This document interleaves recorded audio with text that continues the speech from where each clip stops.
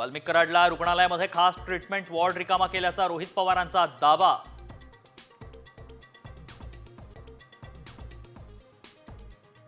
राष्ट्रवादी पक्ष आणि घड्याळ चिन्हाबाबतच्या याचिकेवर आज सुनावणी. सुप्रीम कोर्टातल्या सुनावणीकडे लक्ष.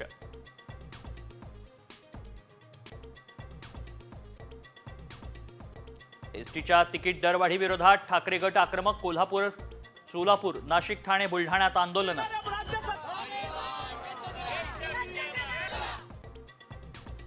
पालघरच्या नागझरी गावात जमिनीच्या वादातून महिलांना लोखंडी रॉडनं मारहाण.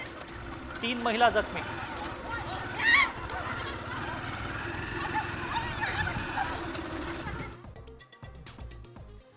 रेडी रेकनरच्या दरात 10% वाढ करण्याचा प्रस्ताव. महसूल मंत्री चंद्रशेखर बावनकुळेंची माहिती. 1 एप्रिलपासून निर्णय लागू करण्याची शक्यता.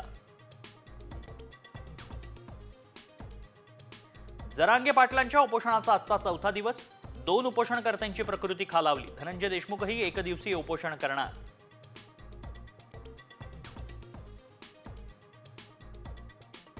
डोंबिवलीतल्या एका सोसायटीत मराठी विरुद्ध अमराठी वाद. सत्यनारायण पूजा आणि हळदी कुंकू कार्यक्रमात अपशब्द वापरल्याचे आरोप.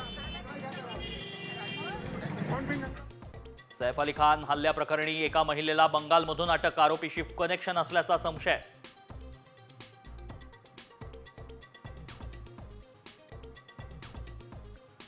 राज्यात 10,000 पोलिसांची भरती होणार. फेब्रुवारीनंतर प्रक्रिया. डिसेंबर 2025 पर्यंत रिक्त होणाऱ्या पदांची मागवली माहिती.